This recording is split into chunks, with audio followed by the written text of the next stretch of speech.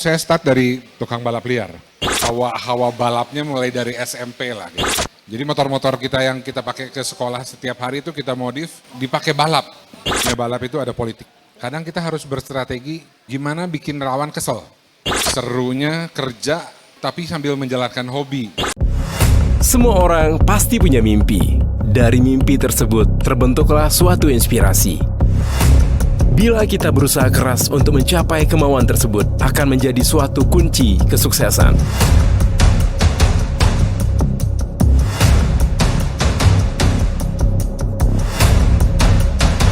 Sebuah kesuksesan yang didapatkan hanya dari sebuah inspirasi.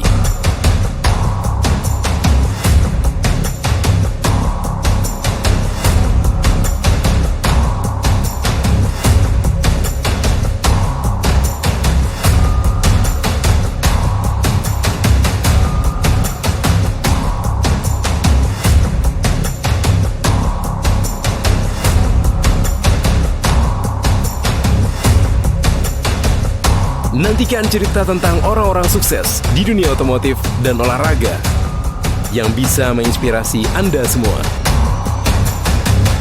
Di Max Yours Inspiration.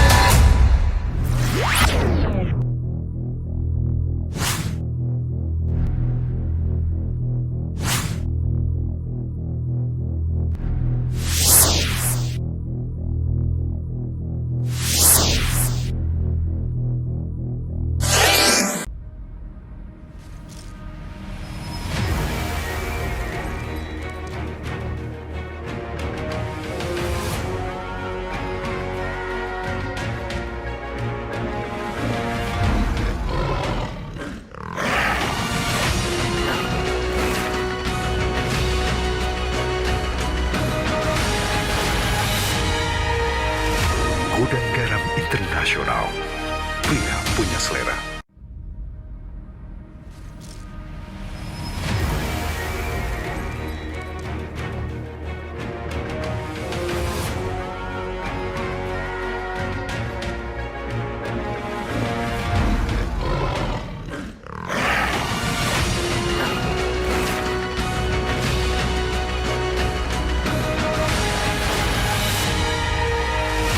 Gudang Garam Internasional. Pria punya selera. Hai, kenalin gue Dita Wikarta yang bakalan nemenin kamu semua ya, yang ada di sini, yang ada di sana, ujung kanan kiri dimanapun ya, bakalan nemenin di acara Interstage Max Your Inspiration, Pria Punya Selera. Wah, ini tuh sebenarnya acara yang paling ditunggu-tunggu banget. Udah nungguin ya dari tadi ya? Udah nungguin? Udah. Yes, gue juga udah nungguin banget nih ya dari kemarin sampai nggak bisa tidur. Saking excitednya banget buat hari ini karena menurut gue ini adalah acara yang luar biasa. Karena di program ini, di program Interstage Max Your Inspiration, ini tuh kita bakalan menampilkan kisah-kisah ya dari orang-orang yang udah sukses di bidang otomotif dan juga di bidang olahraga. Wah, gue udah gak sabar banget buat cari-cari ilmunya. Gimana caranya supaya bisa sukses ya. Karena pastinya butuh yang namanya perjuangan, udah berjuang banget buat mencapai cita-cita mereka. Dan ini tuh sebenarnya diawali dengan yang namanya inspirasi ataupun mimpi ya. Yang tadinya cuma mimpi doang nih, akhirnya bisa jadi kenyataan. Karena punya semangat dan juga tekad yang maksimal pastinya. Jadi bisa tercipta nih kesuksesan yang sebenarnya. Keren banget. Tepuk tangan dulu dong buat kegiatan hari ini, mana semangatnya? Oke, dan hari ini kita live ya, kita itu ada di Hub 77 Food Center. Lokasinya itu ada di Jalan Gatot Subroto nomor 75 Bandung. Jadi nih, buat yang ada di sudut kota Bandung manapun boleh langsung merapat ke sini aja ya. Teman-temannya diajakin ya, diajakin ya. Yang ada dimanapun pokoknya ada di Bandung ajakin ke sini. Oke, dan ini tuh acaranya dimulai dari jam 18.00 sampai selesai nantinya. Bakalan kita adain setiap hari Jumat 1 kali dalam 1 bulan. Tapi jangan khawatir, kalau memang lagi jauh di luar kota Bandung, it's okay ya. No problem, karena kamu tetap bisa ikutan gabung keseruan acara di hari ini. Kita bakalan live di Instagram Story ya. Instagram Story di @maxyourinspiration. Jadi teman-temannya yang jauh boleh diajakin ya. Diajakinnya buat nonton live IG story-nya ya. Oke, terus juga kita live streaming pastinya di Auto Radio 88,9 FM ya. Dan juga nanti bakalan tayang juga nih di YouTube ya, di YouTube channel @MaxYourInspiration. Wow ya. Ini antusiasnya udah luar biasa banget. Karena udah di-spill juga ya, hari ini narasumbernya itu luar biasa banget nih ya. Sebelum gue spill narasumber di hari ini, gue pengen spill dulu ya. Buat nanti ke depannya itu bakalan ada narasumber apa aja sih biar ngebayangin kira-kira hari ini ada siapa narasumbernya. Oke, jadi nanti kita bakalan datengin pengusaha otomotif dan juga olahraga, terus juga penikmat kegiatan otomotif pastinya yang udah pada datang di sini ya. Oke, dan juga olahragawan, ada pembalap mobil, motor, pemerhati otomotif dan juga olahraga. Gak lupa juga nih ada live akustik, ini bakalan seru banget ya. Karena ada band-band lokal Bandung. Plus ini yang paling ditunggu-tunggu. Pasti ditunggu sama yang ujung sana ya. Apa coba? Hadiah, ya ada hadiahnya ada ya karena kita bakalan wah langsung pada antusias banget kalau sama hadiah ya. Oke, karena kita bakalan ada fun games juga ya buat yang nonton di Hub 77 Food Center dan juga kita bakalan ada kuis buat kamu semua yang nonton di live Instagram story di Max Your Inspiration. Oke. Sebelum kita mulai, gue pengen say thank you dulu ya. Pastinya yang pertama terima kasih buat Gudang Garam. Terima kasih juga buat Hub 77 Food Center nih, tempat yang nyaman banget ya. Dan juga buat Ultra Glare Car Wash. Pastinya buat Auto Radio juga. Oke. Tapi di sini gue pengen denger suaranya nih ya. Karena nggak cuma kita-kita aja yang ada di sini, tapi ada juga Avanza Senis Club Indonesia. Udah hadir? Oke, ya, ada sebelah sana ya. Oke, terus juga ada dari Enif Auto Community. Oke, dari Baleno Club Indonesia. Ada juga Honda Brio Club Indonesia. Udah deh ya, daripada kita ngelantur kemana-mana. Mendingan kita langsung fokus sama kegiatan di hari ini ya. Oke. So, di Interstage Max Your Inspiration pria punya selera kali ini, tepatnya di tanggal 22 Juli 2022 ya, kita bakalan punya tema yang menarik banget nih. Temanya adalah How to be a Racer. Wah, ini pasti udah pada nunggu banget ya, gimana caranya, gimana tips dan triknya ya. Karena narasumber hari ini nggak main-main. Dan pastinya siapa sih yang nggak kenal ya? Oke, beliau itu adalah General Manager SS Performance Shop, pengusaha bengkel dan aksesoris spesialis modifikasi mobil. Siapa lagi kalau bukan Teddy Jasman ya? Oke, wow, udah pada excited ya. Gak lupa nanti ada live akustik dari Kuburan Band. Dan juga bakalan ada fun game ya di hari ini. Oke, yaudahlah ya, nggak usah lama-lama ya. Kita langsung mulai aja, setuju? Setuju? Setuju ya, kita langsung mulai aja. Kalau gitu kita langsung kasih aja ke partner saya ya. Ada Jessie. Halo, selamat malam, selamat datang di Interstage Makes Yours Inspiration. Wow, boleh beliau applause dulu buat internasional pria punya selera. Thank you guys. Senang sekali saya Ricky JSG Chandra yang memandu kebersamaan kita di malam hari ini tentunya di spesial program kita di hari ini. Interstage Makes Yours Inspiration, di mana kita akan mengangkat kisah-kisah orang sukses di dunia otomotif, dunia olahraga yang berawal dari sebuah inspirasi, dari sebuah dream yang akhirnya diwujudkan dalam sebuah mungkin upaya-upaya atau effort yang luar biasa, akhirnya menjadi sebuah kenyataan dalam kesuksesan. Dan hari ini spesial talk show atau spesial program kita hari ini akan menghadirkan sosok yang sudah tidak asing tentunya di dunia otomotif Indonesia dan terutama di Jawa Barat. Kita udah kenal banget. Kalau tadi udah disampaikan oleh Autocaster Dita bahwasanya udah di-spill tentang portofolio beliau. Dan hari ini kita pengen share sama teman-teman semua di sini buat Auto People. Di Interstage kali ini kita akan menggali bagaimana perjalanan atau milestone dari sosok seorang Teddy Jusman. Ko Teddy, apa kabar Ko Teddy? Baik, selamat malam. Selamat malam Ko Teddy. Sehat ya? Sehat. Wow.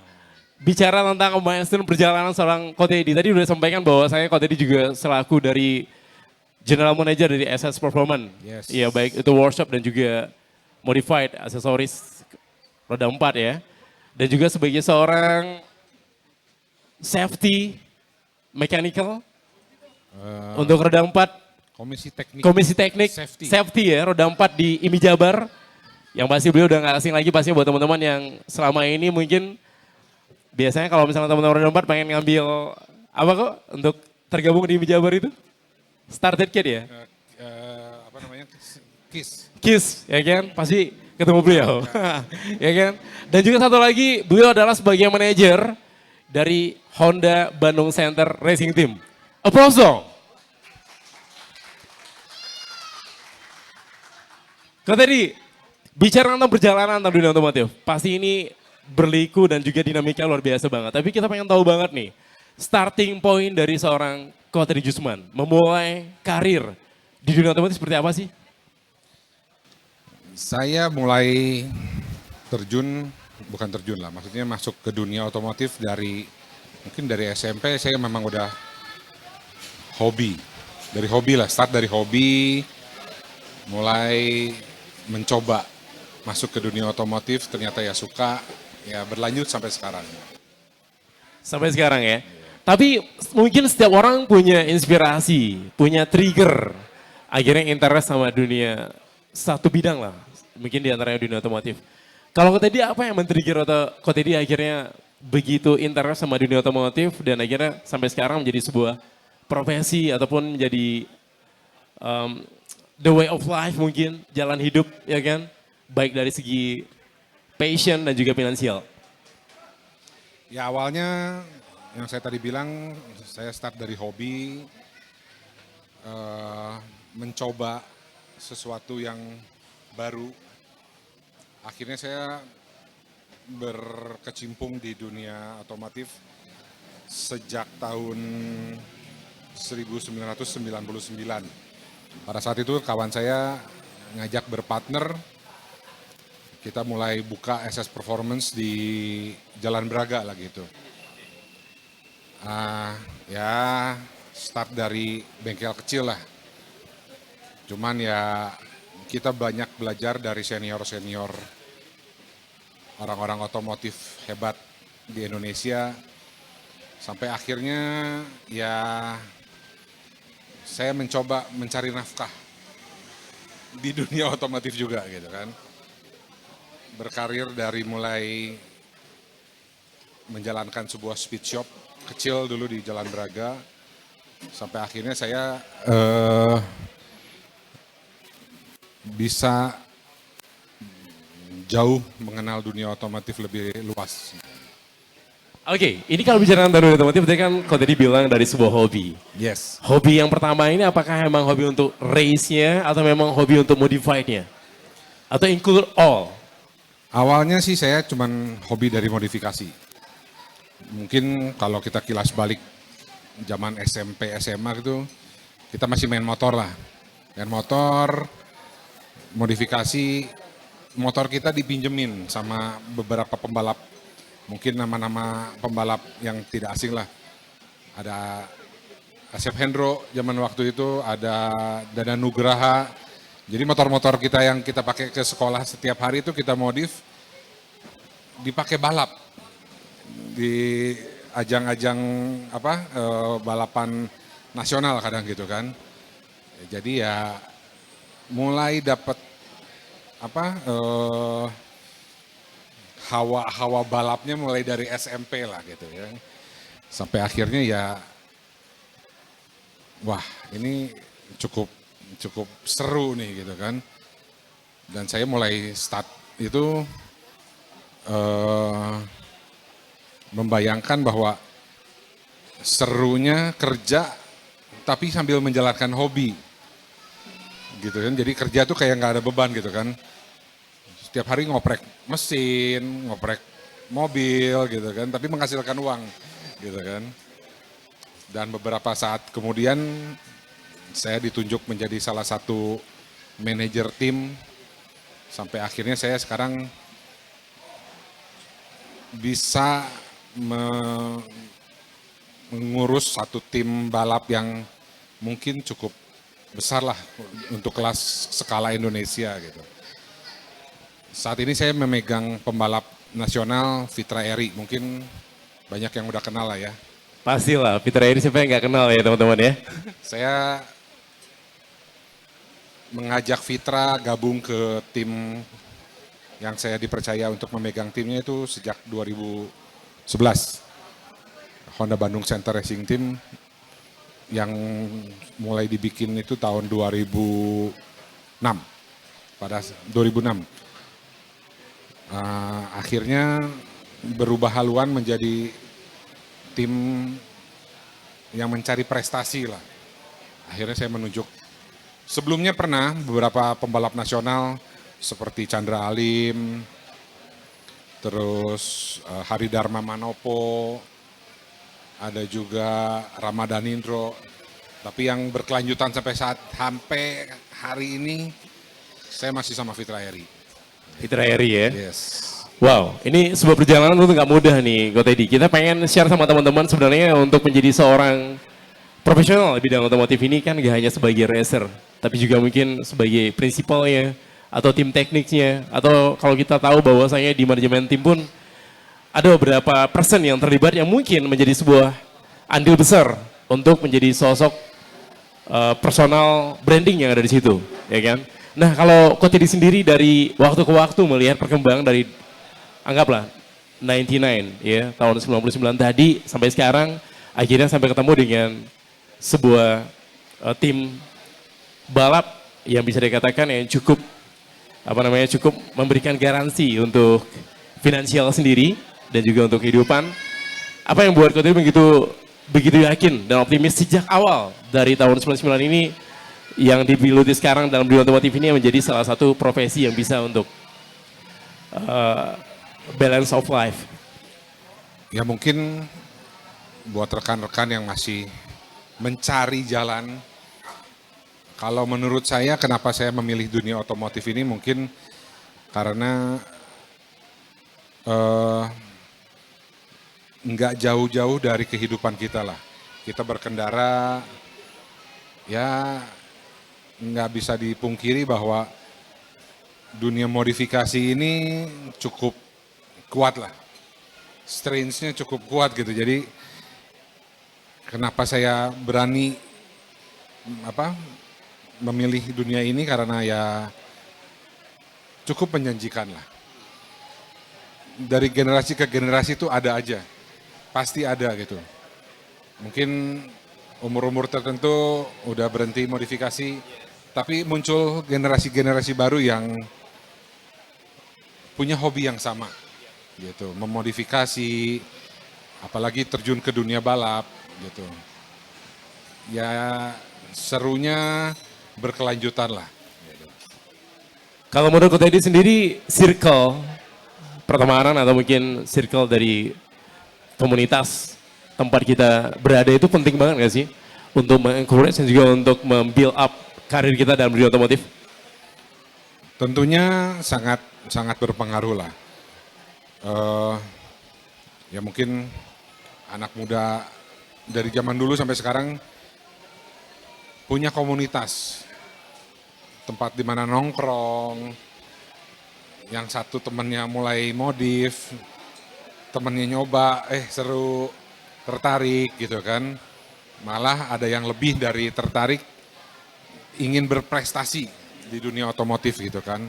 Tidak menutup kemungkinan karena sampai saat ini belum terlalu banyak atlet-atlet yang berprestasi gitu kan. Maksudnya ada yang baru mencoba tapi nggak terlalu fokus, meninggalkan dunia otomotif gitu kan. Tapi banyak juga yang mencari karir di dunia otomotif ini gitu.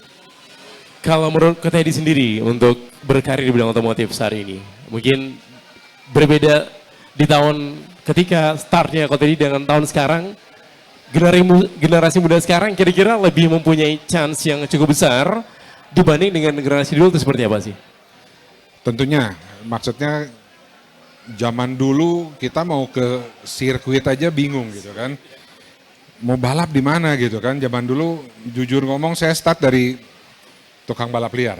Balap Zaman liar, dulu ya, di oke. sekitaran Supratman dan di Ponorogo tuh tiap malam minggu ya betul.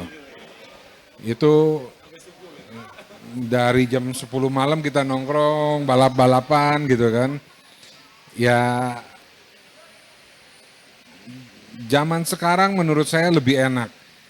Sosial media mau nge-search apa, mau memodifikasi apa gitu kan. Banyak yang bisa dicari di dunia maya gitu.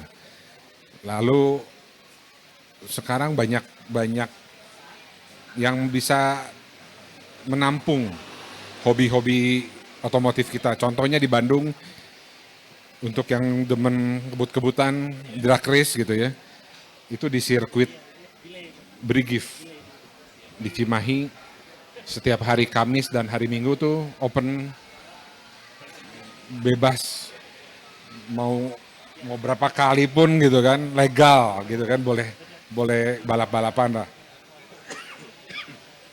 Jadi ya cukup bersyukur lah zaman-zaman sekarang anak muda sekarang tuh bisa melampiaskan hobi mereka ke jalan yang lebih benar lah.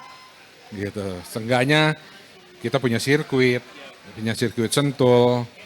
Kemarin baru kita punya juga sirkuit Mandalika gitu kan. Next masih on planning and progress di Pulau Bintan kalau nggak salah ya, akan dibikin sirkuit F1. Kemarin di Ancol ada sirkuit Formula E gitu kan. Sangat bersyukur lah. Zaman saya mau ke sirkuit aja bingung gitu kan. Sekarang mau ke sirkuit Sentul tinggal buka Google Map nyampe gitu. Zamannya udah sangat enak lah kalau sekarang menurut saya. Jadi banyak hal yang memudahkan sebenarnya ya, generasi muda saat ini untuk bisa mengembangkan karirnya dalam dunia otomotif ya. Bisa mendapatkan knowledge dimanapun, ya kan. Sosial media yang begitu memudahkan kita untuk mencari inspirasi, mungkin dari beberapa trik dan tips untuk memulai berkarir dalam dunia otomotif. Tapi kau tadi sebagai manajer juga kan, manajer di Honda Bandung Racing Team. Kalau boleh tahu, ini kalau bicara tentang description job desk seperti apa sih kok sebagai manajer itu? Apakah hunting pembalap, juga mungkin melakukan evaluasi buat mereka, memberikan support, memberikan mungkin ranah teknikal, seperti apa sih? Yang pasti saya punya tanggung jawab terhadap tim dan tim prinsipal untuk menaungi satu tim yang menurut saya tidak mudah. Banyak intrik-intriknya. Lalu job desk-nya salah satunya ya saya harus cari pembalap yang qualified untuk membawa prestasi tim at least di ajang nasional lah gitu kan. Bersyukur saya bisa menciptakan hat-trick juara nasional 2018, 2019 dan 2021 karena 2020 pandemi. Off season. Off season itu nggak ada balap. Lanjut di tahun lalu di 2021 Fitra Eri dengan Honda Jazz waktu itu 3 kali berturut-turut juara nasional kelas 1500 cc. 3 tahun berturut-turut ya? 3 tahun berturut-turut. Gitu. Except 2020 lah. Jadi ya tidak hanya menyiapkan mobil, tidak hanya menyiapkan kru, tapi banyak di sisi lain salah satunya financial team di mana kita harus memanage keuangan tim yang sehat gitu kan supaya bisa berlanjut dari seri 1 sampai seri 6, biasanya 6 seri dalam 1 tahun sampai supaya si tim ini bisa langgeng lah, maksudnya berprestasi tanpa kekurangan, memaksimalkan budget yang ada. Ya mudah-mudah susah sebenarnya, gampang-gampang susah gitu kan. Jadi butuh effort yang cukup besar dalam dalam memimpin sebuah tim. Apalagi ini kita punya tim yang cukup solid. Tidak mudah untuk mempertahankan dari tahun ke tahun. Kita harus cari sponsor, kita harus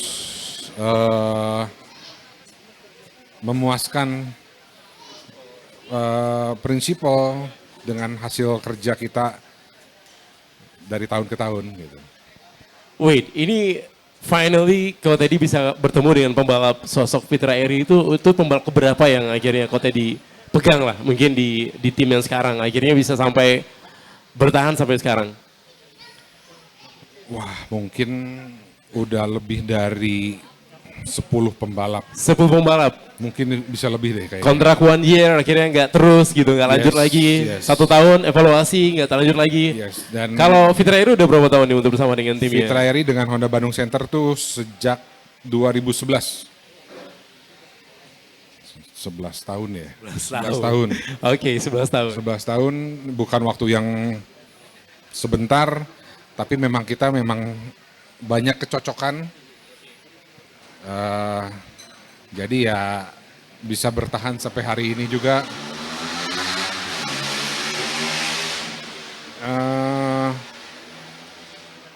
Tidak dari sisi balapnya aja, cuman di luar tim pun kita socialize banget lah gitu. Jadi memang secara psikologi emang udah close banget ya. Yes, udah. Mungkin kalau banyak orang menyatakan bahwa saya untuk membangun sebuah tim itu bukan yang sebatas teknik, Yes. bukan yang sebatas skill, mungkin dari profesional, tapi juga bicara tentang psikologi ya. Psikologi dari antar prinsipal dan pembalapnya dan tim. Chemistry-nya lah. Chemistry yang Chemistry-nya harus kebangun, nyambung. ya, kebersamaan ya. Kebersamaan. Itu katanya membangun kebersamaan itu starting dari sisi apa sih sebenarnya sih untuk bisa membuat antar pembalap dan mungkin tim pedok juga benar-benar support, benar-benar kayak jadi one big family itu gimana sih kok? Bukan pekerjaan mudah memang, cuman kita menjalaninya dengan apa ya, maksudnya dengan happy lah, maksudnya tidak ada politik lah di dalam tim gitu kan. Berusaha seperti itu gitu kan, cuman Berusaha natural gitu. Natural. Natural, alami ya tumbuhnya ya, oke. jadi ya kenapa bisa sampai selama itu ya banyak yang tadi saya bilang banyak kecocokan lah di antara kita gitu. Kok kita pengen share sama other people di interstage ini. Sebenarnya kalau buat other people, buat pembalap untuk bisa melakukan sebuah race di sebuah ajang kompetisi, minimal budget itu berapa sih kok? Minimal budget yang dibutuhkan. Karena kita tahu selama ini kalau kita nonton balap kan, mungkin other people hanya lihat balapnya aja tuh di lintasan gitu. Mereka berputar di situ, masuk pedok udah. Kita nggak tahu tuh bagaimana sih mereka mempersiapkan untuk semua itu terjadi, terwujud. Budgetingnya kira-kira minimal berapa sih kok untuk menghabiskan dana? Kalau kita cerita Honda, mungkin untuk awal-awal bisa mulai dari dengan balap dengan Honda Brio. Kita kasih budget mungkin sekitar 100 sampai 150 juta itu ready to race. Di luar mobil ya. Di luar mobil biaya modifikasi dan persiapan satu mobil tuh minimal di angka segitulah yang ready to kompetisi gitu kan. Oke, 150 juta rupiah. Yes. Itu mungkin mencakup persiapan safety-nya, suspensi, mesin, terus ya banyak perintilan-perintilan lah seperti mungkin helm, baju balap, sepatu, Equipment lah ya. equipment-nya, apparel-nya ya.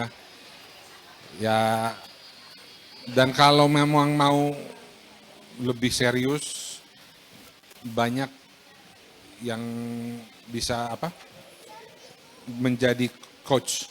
Kita bisa bayar profesional untuk ngajarin.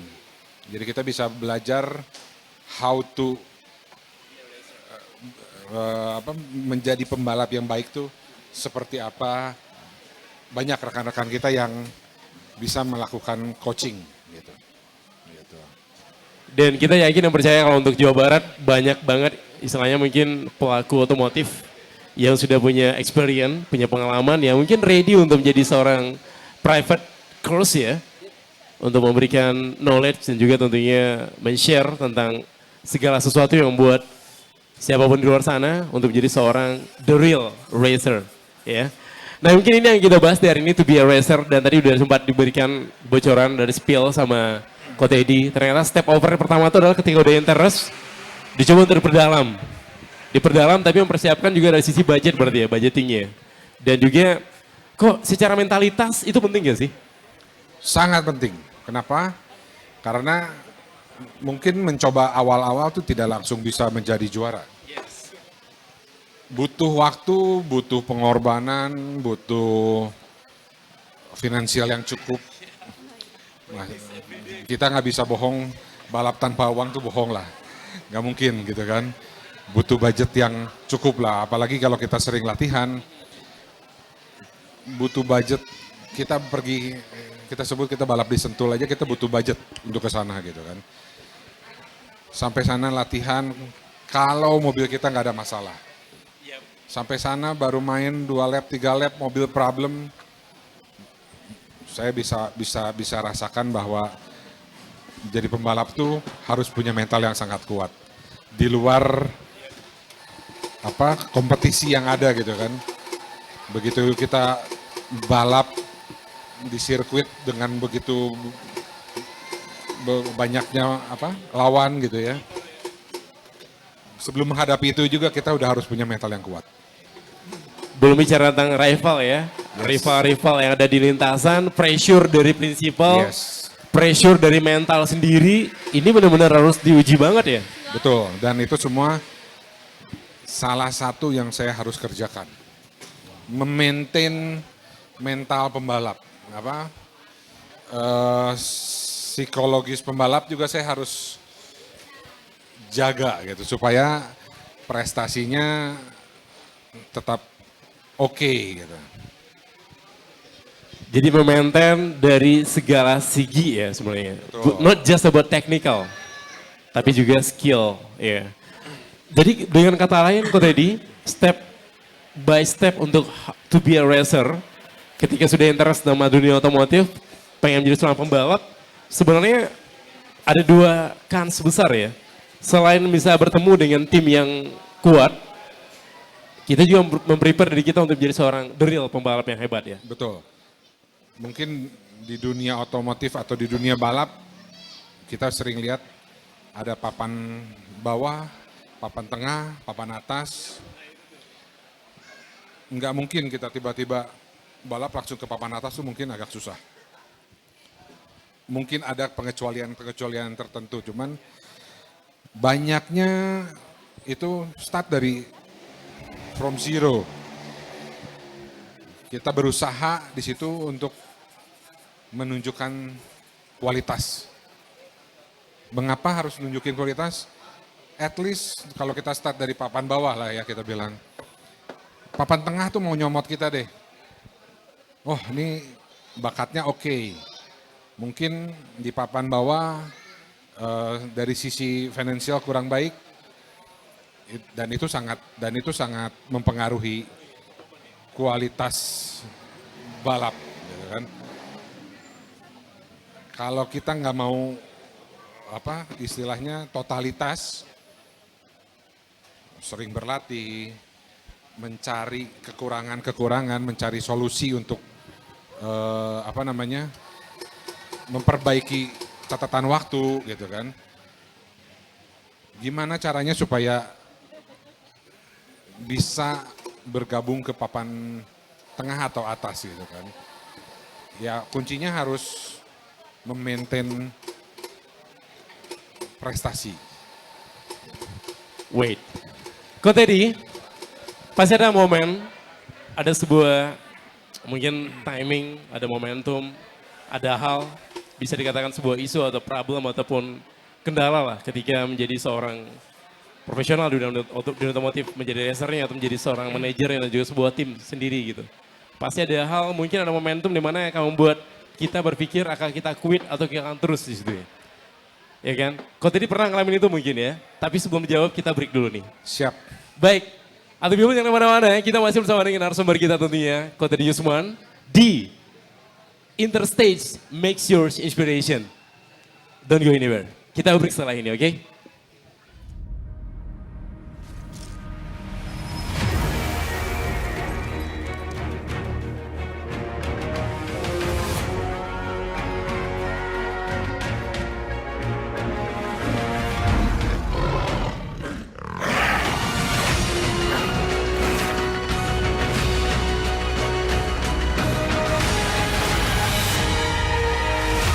Gudang Garam Internasional. Pria punya selera. Yap, tadi udah kita bahas perjalanan dari Kota Edi, starting dari 99 ya, before 2000, udah mulai terjun ke dunia otomotif, berawal dari sebuah hobi yang menjadi sebuah passion yang akhirnya menjadi profesional di bidang itu, dan merasa kalau misalnya dunia otomotif bisa menjadi salah satu jalan buat kehidupan, Yes. dan juga menjadi sebuah karir yang cukup menjanjikan. Kok bicara tentang dunia otomotif tuh, terutama untuk racer dan timnya, include ya, baik yang ada di pedok, baik yang ada di timnya atau yang ada di manajemen tim, itu bisa cuan gak sih di dunia otomotif ini? Kalau ngomong kita bisa cuan sih, honestly bisa. Harusnya sih bisa ya. Bisa. Kenapa? Selama kita bertotalitas, ujungnya buahnya pasti manis gitu kan. Maksudnya selama kita mau bekerja dengan totalitas, apapun yang kita kerjain sebenarnya possible banget lah. Apalagi di dunia otomotif ini memang sangat luas, menurut saya sangat luas. Banyak yang bisa dikerjain lah gitu kan. Nggak hanya di racing team, tapi maksudnya di dunia modifikasinya pun cukup menjanjikan lah menurut saya. Dan itu istilahnya trennya selalu berganti. Betul, Dan selalu ada, marketnya selalu ada gitu ya. betul. Dan generasi ke generasi pun nggak usah takut, pasti ada. Gitu. Pasti selalu grow up gitu ya. Betul. Ada aja. Kok tadi ada pertanyaan yang kita tahan dari kita hold pertanyaan kita sebelum kita break tadi. Ada nggak sih momentum yang membuat sosok seorang Teddy Jusman itu hampir quit dari dunia otomotif ini? Mungkin ada ungkapan seperti ini, sepertinya this is not my way. Udah deh gue quit. Ada nggak sih momen seperti itu? Mungkin. Atau bisa dikatakan the big trouble yang pernah dihadapin dalam dunia otomotif waktu itu. Baik dari segi tim, dari segi manajemen, atau mungkin di racernya sendiri.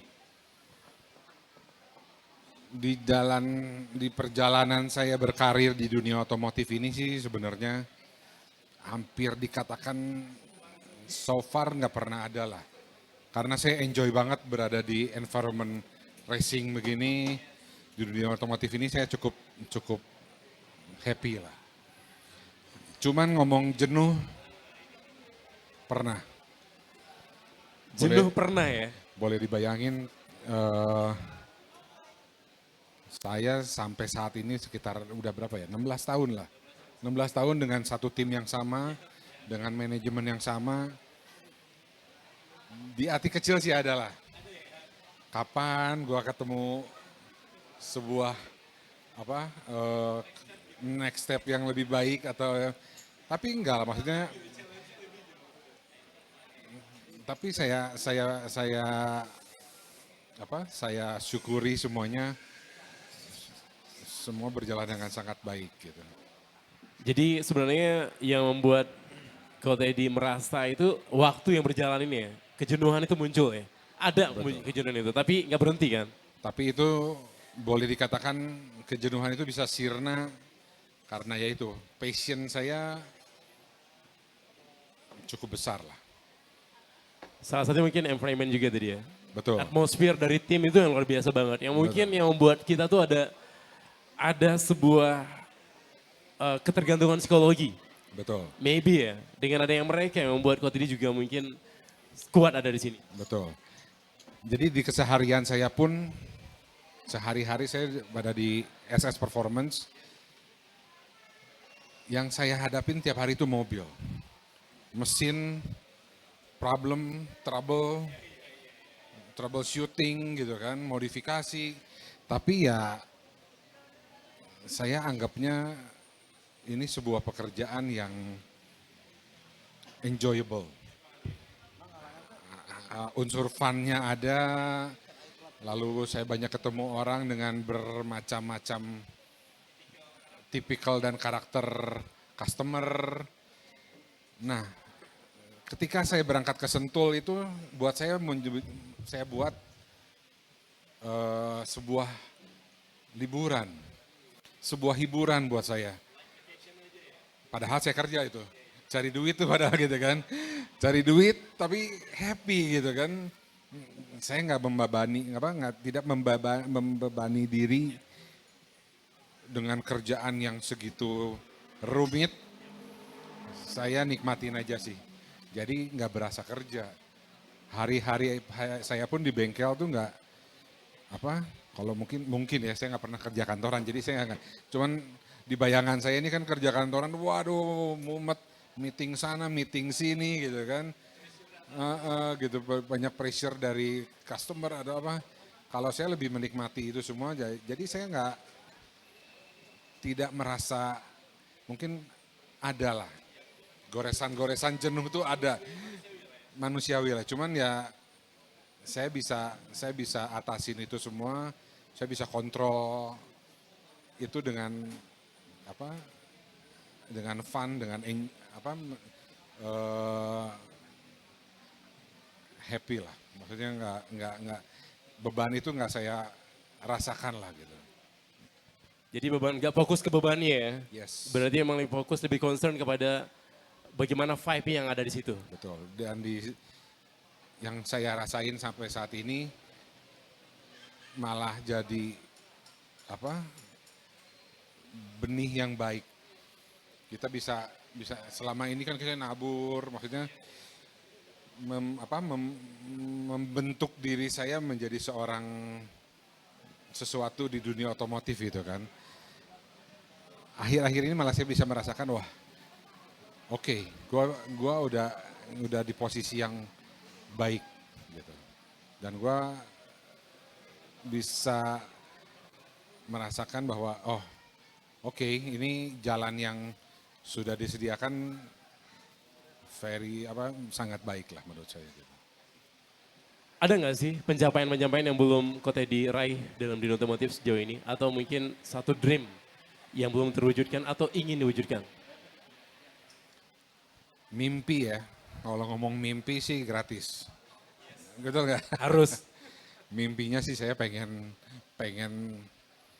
bekerja di sebuah tim yang lebih go internasional lah. Gitu kan, bertemu dengan pembalap-pembalap yang lebih levelnya internasional lah gitu kan. Ya mungkin pencapaian yang susah lah. Tapi yang namanya itu kan balik lagi, mimpi itu gratis kan. Jadi ya bisa ditarget, cuman masih dalam mimpi. Gitu. Bisa diwujudkan, ya kan? By planning mungkin dari start, dari mimpi aja dulu. Betul. Tapi we never know about the future. Kita nggak pernah tahu masa depan Ko Teddy. Dan mungkin dari mimpi ini akan terwujud someday.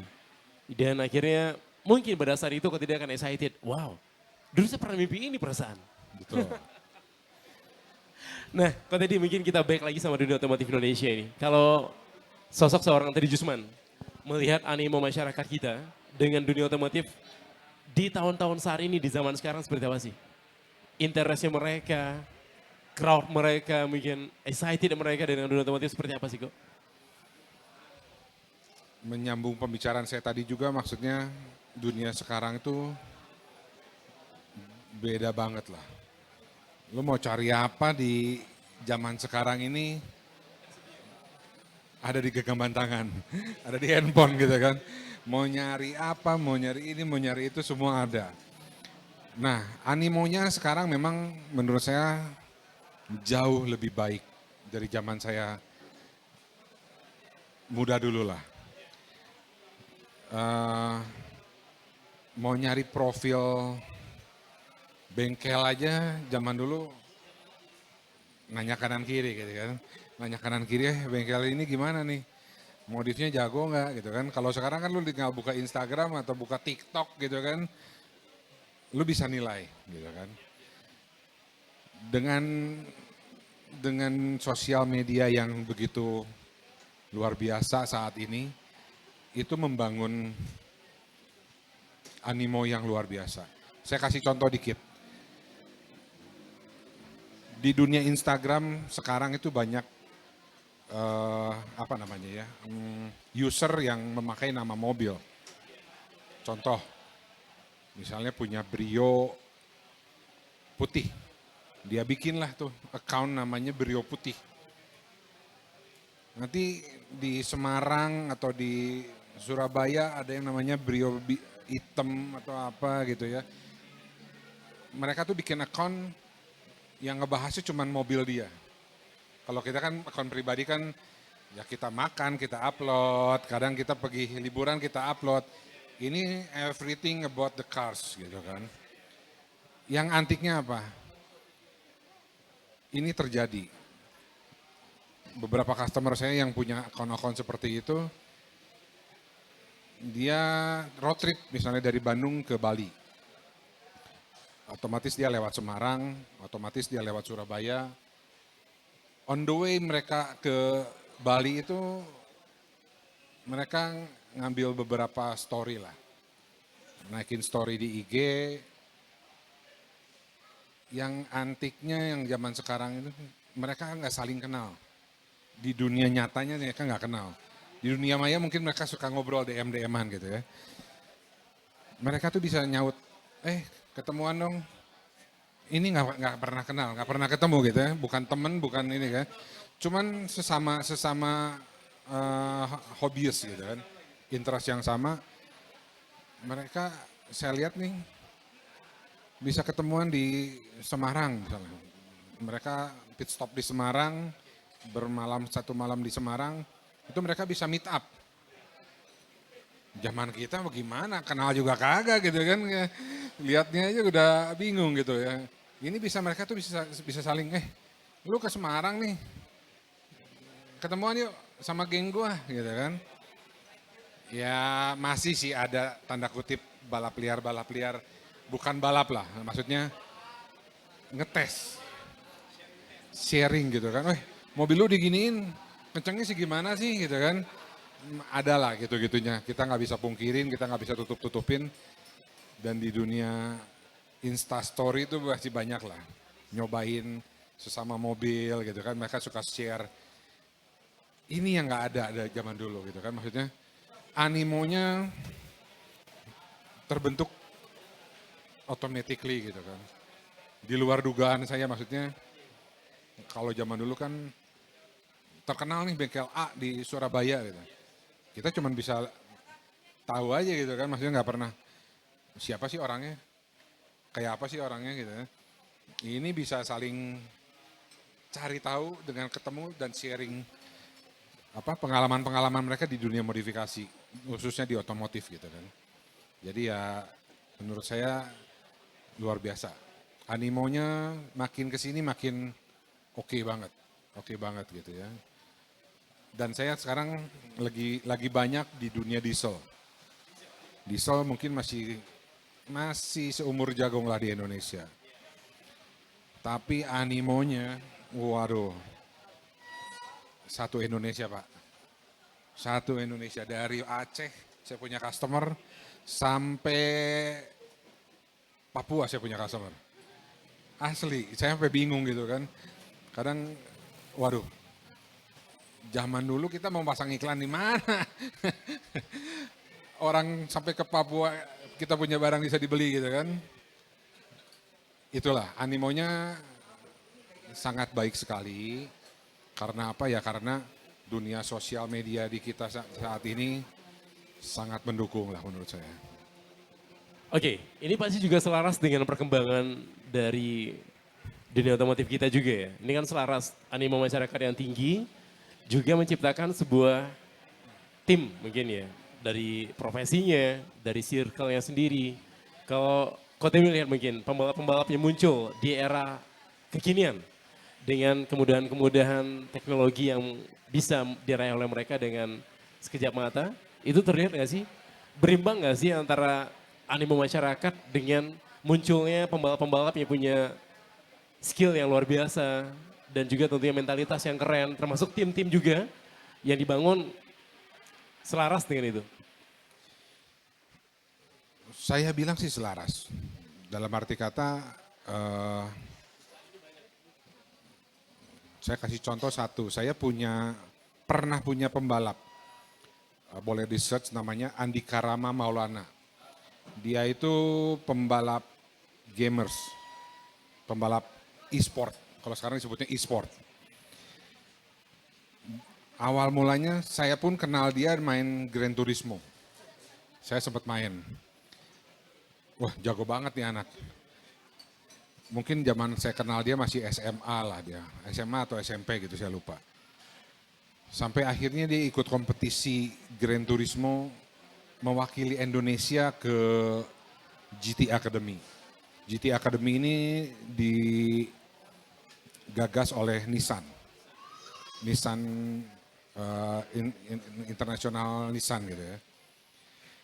Jadi dia kumpulin semua pemain e-sport, lalu dia bikin satu kompetisi. Kalau nggak salah ada 5 juaranya. Kalau nggak salah saya nggak terlalu paham, nggak terlalu ingat juga. Itu sama Nissan disekolahin ke Inggris di sirkuit Silverstone, Inggris. Mereka dikasih basic real how to race. Detail sekali menurut saya sampai mereka akhirnya dikasih coba mobil beneran. Kalau nggak salah lagi itu Nissan Fairlady Z33 ya kalau nggak salah. Andika Rama ini dia bisa finish terbaik kedua di zamannya. Saya punya ketertarikan. Wah, boleh juga nih dicoba.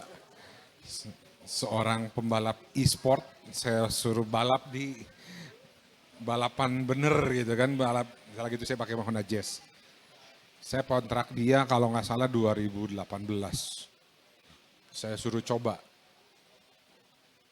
Awalnya di 2017 saya ada satu seat kosong karena pembalap saya berhalangan. Saya gantiin pembalap yang berhalangan itu sama Rama, dia sebutnya panggilnya Rama. Ya, white card deh. Oke, saya kasih coba di 2017 seri terakhir kalau nggak salah. Wah, hasilnya cukup memuaskan. Untuk first comer di Honda Jazz Speed Challenge waktu itu, dan akhirnya tim memutuskan untuk mengontrak di 2018. Kita coba untuk balap mobil beneran gitu kan. Hasilnya oke, memuaskan maksudnya. Di luar dugaan lah. Yang tadinya dia mau tabrakan gimana juga nggak ada yang rusak kan. Maksudnya ya namanya game gitu kan. Akhirnya dia bisa dikasih kesempatan untuk nyoba balap di dunia beneran. Itu salah satu contoh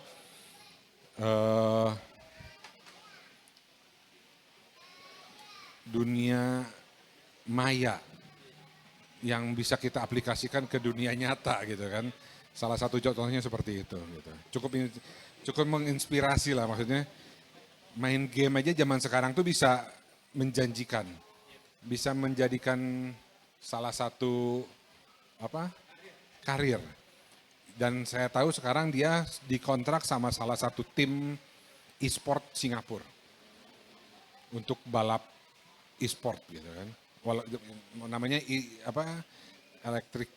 maksudnya dunia balap game. Jadi dia balapnya tetap di Jakarta, tapi dia mengikuti kejuaraan yang di mana-mana gitu kan. Dengan dia online, dia bisa balap di mana-mana gitu kan. Itu salah satu contoh yang bisa menginspirasi kita bahwa intinya kalau kita bisa bertotalitas di satu titik yang kita memang punya passion yang sangat baik, itu cukup bisa menjanjikan untuk berkarir. Wow, ini sebuah kisah nyata ya, true story dari Ko Teddy yang bisa mengontrak seorang pembalap yang berawal dari game, dari gamer ya, dari gamers yang akhirnya menjadi seorang juara dunia, nomor 2 di dunia, dan menjadi pembalap real bersama dengan Ko Teddy ya. Walaupun setahun ya, Yes, setahun, hanya berkesempatan setahun lah. setahun kesempatannya. Tapi sekarang juga dia terus berada di situ ya, Yes, masih di e-sport e-sports. sekarang. Nah, Ko Teddy juga bisa kita lihat sekarang bagaimana sih interestnya government kita nih. Mungkin di Indonesia. Kalau dulu mungkin kita terbatas sekali yang namanya media atau wadah buat para pembalap untuk melakukan test race ya, untuk racing secara legal. Kalau saat ini apa upaya pemerintah yang melihat yang Ko Teddy lihat nih untuk bisa mewujudkan atau untuk mendukung lah atau mensupport dari dunia otomotif Indonesia ini agar berkembang ya, semakin grow up dengan selevel dengan negara lain mungkin Singapura atau Malaysia gitu. Ya memang jujur ngomong belum bisa mewadahi semuanya. Tapi at least kita punya wadah yang bisa menampung hobi-hobi otomotif kita gitu ya. Ya salah satunya kita punya yang paling dekat sirkuit Sentul. Sirkuit Sentul itu Jawa Barat, bukan Jakarta ya. Itu masuknya Jawa Barat. Jadi kita orang Jawa Barat cukup bersyukur punya sirkuit, internasional sirkuit loh itu. Maksudnya ya cukup mewadahi lah buat event drag race, drag bike, lalu balap mobil, balap motor. Ya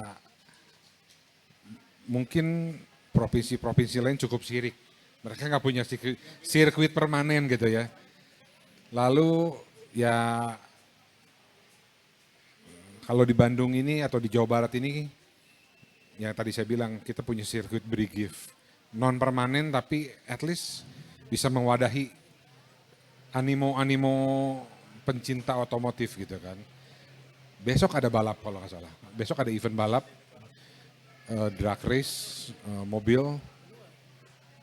Ya menurut saya yang begini-begini memang perlu ditingkatin sih. Mungkin pemerintahan kurang apa ya? Menurut saya masih kurang memperhatikan dunia ini. Cuman menurut saya untuk kita di Jawa Barat aja kita udah bersyukur punya beberapa sirkuit yang permanen dan non permanen.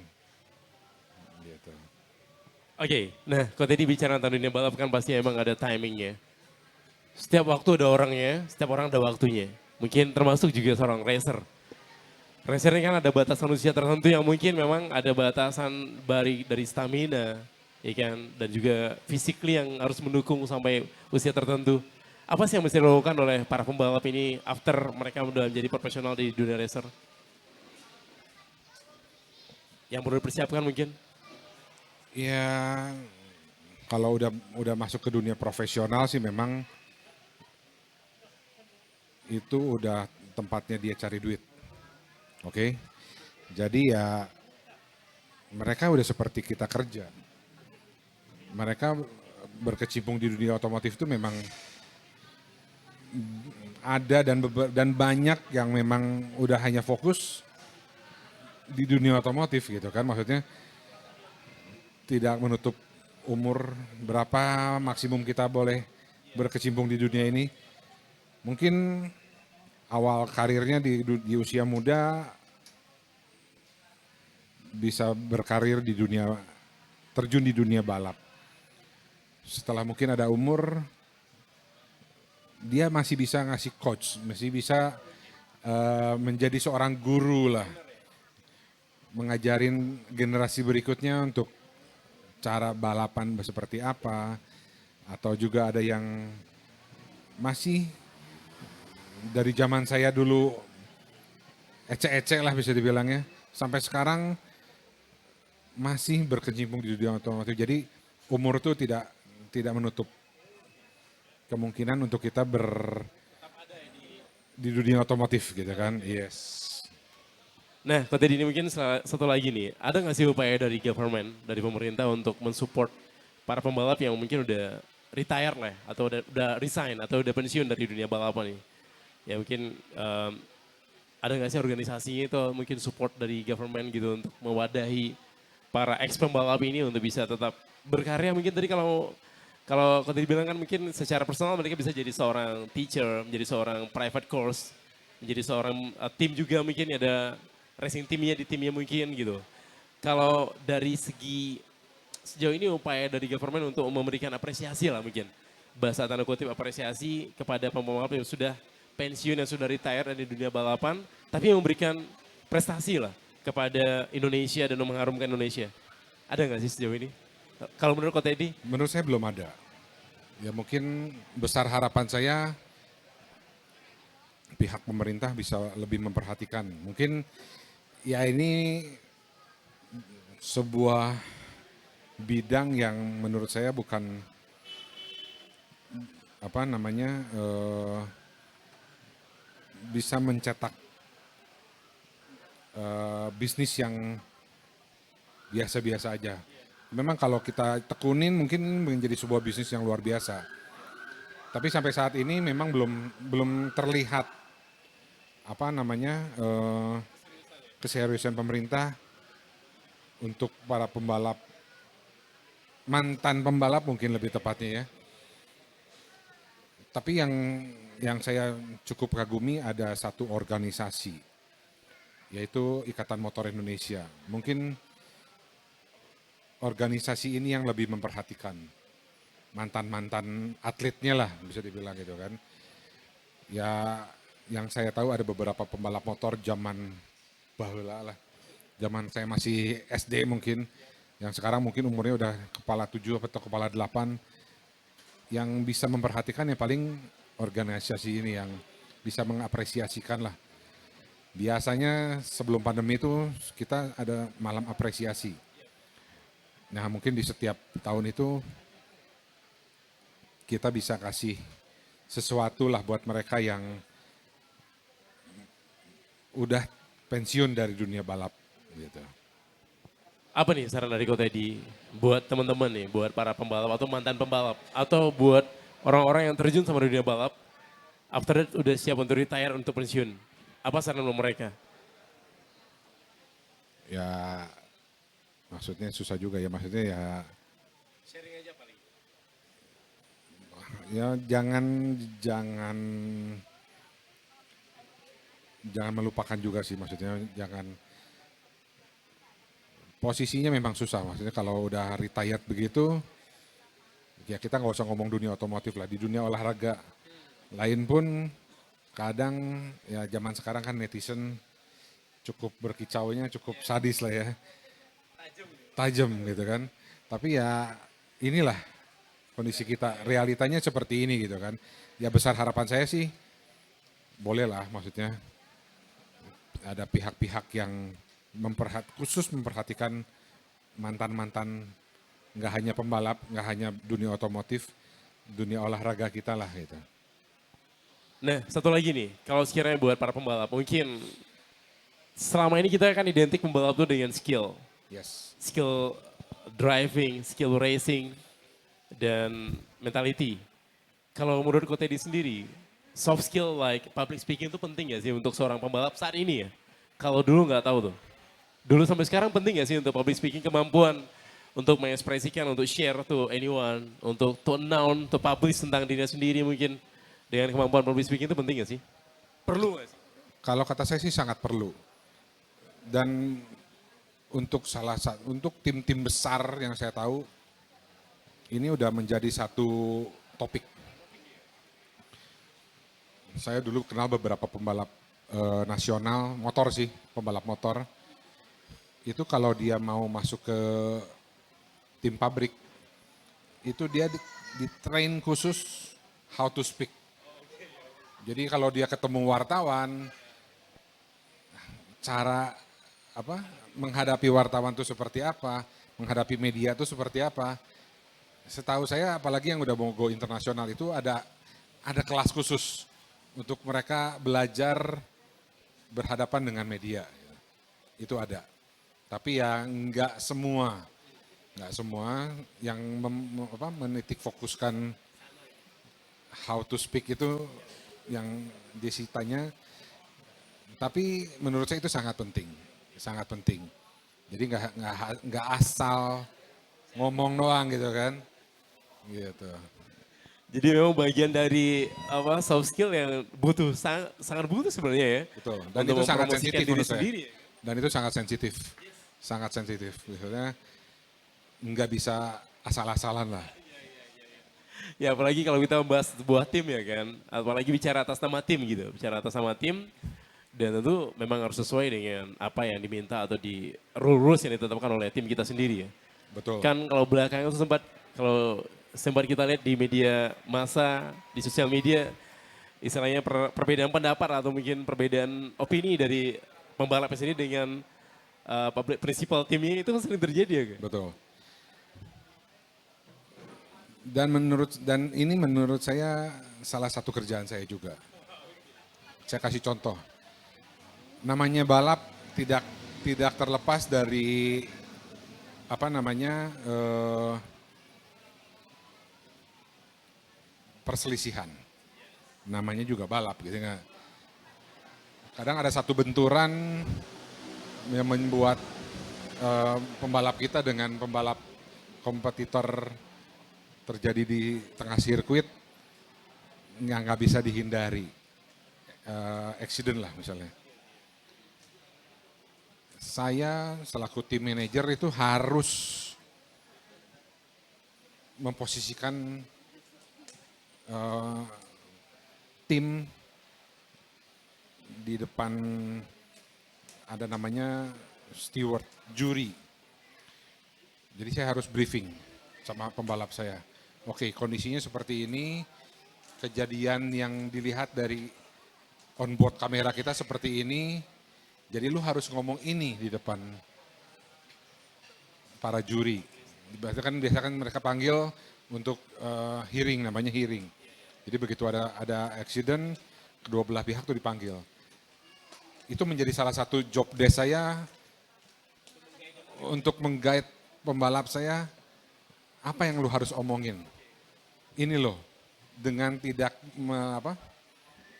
kode etiknya tetap ada, cuman tetap kita harus memperjuangkan posisi kita. Karena saya punya tanggung jawab terhadap tim, gitu kan. Jadi saya harus kasih tahu driver saya, oke, kondisinya seperti ini. Ketika ditanya harus jawabnya apa, itu kerjaan saya juga sih. Jadi nggak hanya ngatur gimana mobil jadi kenceng, gimana balap bisa jadi kesatu, itu salah satu kerjaan juga sih, gitu. Jadi untuk bisa maintain dari attitude ya, Yes. attitude baik di depan kamera, baik di lintasannya sendiri, dan juga tentu dengan tim ya, sesama tim. Betul. Karena kita tahu juga ya, kalau selama ini ada beberapa racing team itu memang antar pembalap tuh dibikin sebuah manajemen konflik. Ada nggak sih? Itu pernah terjadi nggak sih? Untuk membangun mentalitas rivalitasnya lebih kuat gitu terkadang. Nggak bisa ditutupi bahwa di dunia balap itu ada politik. Ada politik, maksudnya segala cara bisa dibilang segala cara dihalalkan supaya menang. Gimana caranya gitu kan? Dari sisi ngatur pace pembalap kita, dari mulai ngatur strategi, kadang kita harus berstrategi gimana bikin lawan kesel. Gimana cara mancing emosi lawan. Kita tahu kalau kita lagi emosi kan konsentrasi nggak bagus lah, buyar. Jadi nggak bisa bohong bahwa saya harus kasih strategi-strategi yang tidak main kasar, cuman berpolitik di dunia balap itu ada. Ada seninya, betul. Jadi tidak hanya balap, gimana caranya lu ke depan. Kadang kan ya kalau suka nonton F1, ada namanya kadang team order, ada namanya strategi yang kadang bikin orang aneh gitu kan. Salah satu contoh lah, saya tahun lalu di race terakhir hanya butuh 2 poin. Tapi kalau saya nggak ikut, saya kalah. Nggak bisa juara nasional. Saya hanya butuh 2 poin. Dan di depan itu, kita katakan kompetitor tuh musuh-musuh kita. Bagaimana caranya mereka juga pengen juara kan? Gimana caranya pembalap saya itu tidak finish? Supaya kita nggak dapat poin kan? Sebenarnya saya tinggal dapat 2 poin aja, menang kan? Tapi saya harus berpikir kebalik. Lawan pasti akan berusaha gimana caranya supaya saya nggak dapat poin. Atau at least cuma dapat 1 poin lah. Dan itu gagal. Juara nasional bisa hilang gitu kan. Yang saya lakukan dengan tim setelah berembuk, dengan semua resiko yang kita mau ambil. Jadi kalau balap kan kita ada sesi latihan, ada sesi kualifikasi. Sesi kualifikasi ini kan menentukan posisi grid kita di balap. Kalau nggak salah waktu itu Fitra memang nggak nge-push, maksudnya nggak memaksa, karena dia hanya butuh poin yang nggak banyak gitu kan. Dia kalau nggak salah start keempat atau kelima gitu. Dari sekitar belasan mobil yang berpartisipasi. Kita tim memutuskan untuk start dari pit. Itu cukup memancing emosi kan maksudnya. Lah, kita mau balap kok lu startnya dari pit sih.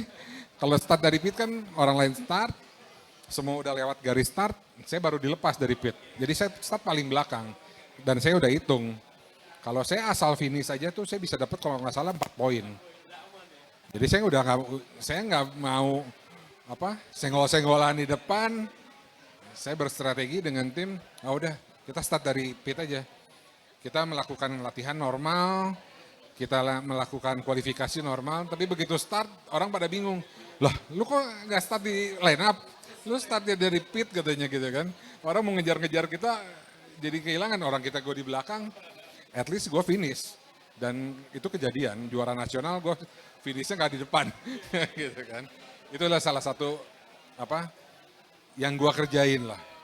Strategi-strategi yang gimana caranya menang aman gitu kan.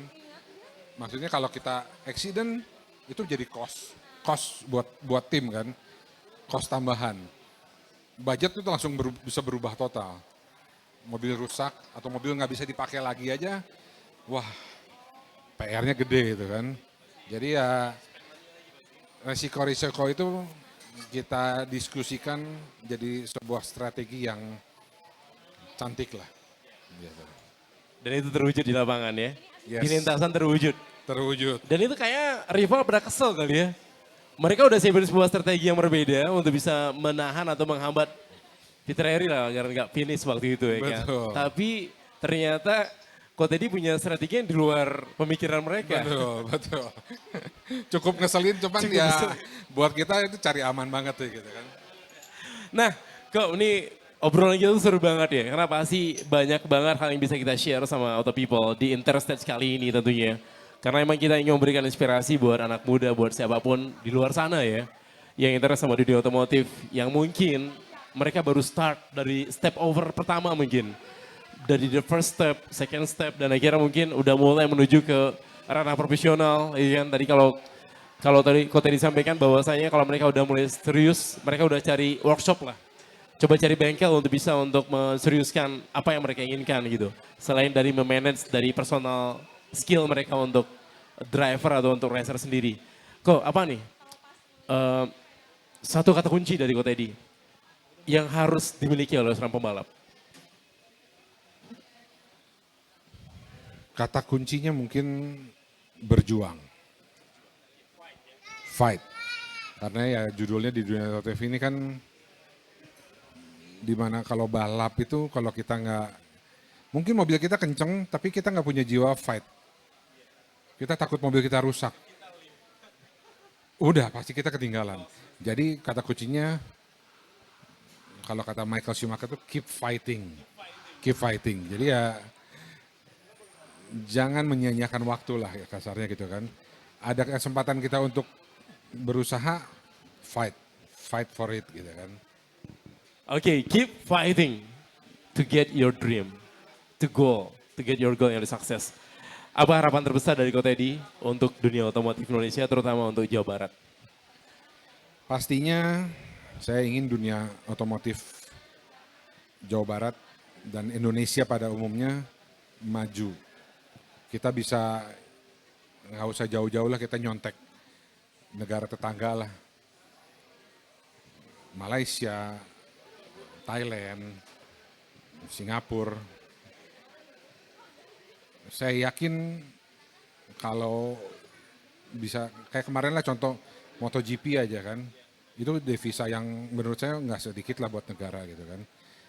Ya jadi harapan saya, ayolah kita memajukan sama-sama dunia otomotif di Indonesia.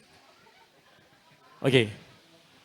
Finally, Auto People, kita sampai di penghujung bersama dengan Ko Teddy Special Talk Show di Interstage kali ini. Di Make Yours Inspiration, mudah-mudahan segala sesuatu yang kita share bersama dengan Ko Teddy give you more inspiration today. Dan start from right now, Auto People bisa untuk mencoba untuk fighting, untuk mendapatkan your goal, your success, tentunya di dunia otomotif. Ko Teddy ada nggak? Kita berikan closing statement dari Ko Teddy buat Auto People di Interstage kali ini. Closing statement. Jangan pernah malu untuk mencoba. Karena kalau kita malu, kita udah kalah sama diri kita sendiri. Mungkin kesempatan itu ada, cuman karena kita nggak berani nyoba, ya udah kita kehilangan. Mungkin itu sebuah kesempatan emas, tapi karena kita tidak berani untuk mencoba, ya gone, gitu kan? Oke, thank you so much Ko Teddy. Terima kasih Ko Teddy untuk share di. Boleh applause buat Ko Teddy Jusman, ladies and gentlemen. Thank you so much guys. Buat Auto People semua yang ada nonton mungkin di Instagram yang Make Yours Inspiration, semoga dapat inspirasi malam hari ini dari sebuah story yang kita bahas tentang milestone perjalanan dari Ko Teddy, mulai dari step up, mulai berawal dari hobi yang menjadi sebuah sebuah pekerjaan sampai sekarang menjadi sebuah ikatan mental yang psikologi yang mungkin menjadi salah satu the way of life dari Ko Teddy sendiri. Dan kita berharap Ko Teddy tetap memberikan kontribusi buat dunia otomotif Indonesia, buat IMI Jabar tentunya, dan kita berharap Jawa Barat juga semakin maju dalam dunia otomotif. Dan hadir Ko Teddy di IMI Jabar memberikan banyak inspirasi buat seluruh pembalap kita. Dan buat Auto People, tadi yang sudah mengikuti dari awal sampai selesai dengan bahasan kita bersama dengan Ko Teddy, we hope so you get more value for your life about our sharing today dari malam ini tentunya. Dan jangan lupa untuk menyaksikan kembali Interstage Makes Your Inspiration di sesi berikutnya tentunya, next season. Dan jangan kemana-mana, after this one kita ada penampilan spesial dari Keburan. Applause buat internasional, pria punya selera. So, I am your host, JSC Chandra. Kita close dulu untuk bersama dengan Ko Teddy Jusman. Thank you, Ko. Thank you. Bye-bye.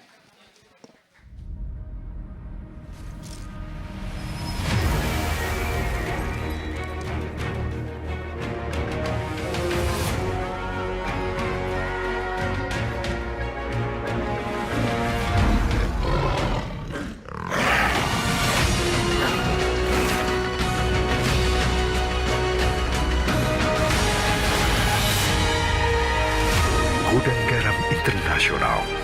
Pria punya Orang pasti punya mimpi. Dari mimpi tersebut terbentuklah suatu inspirasi. Bila kita berusaha keras untuk mencapai kemauan tersebut, akan menjadi suatu kunci kesuksesan.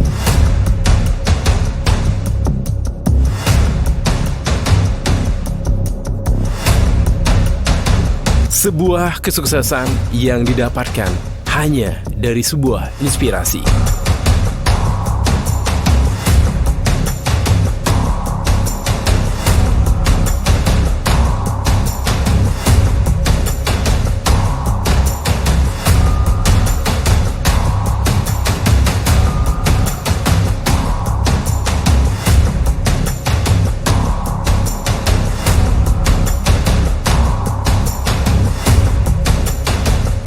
Nantikan cerita tentang orang-orang sukses di dunia otomotif dan olahraga yang bisa menginspirasi Anda semua di Make Yours Inspiration.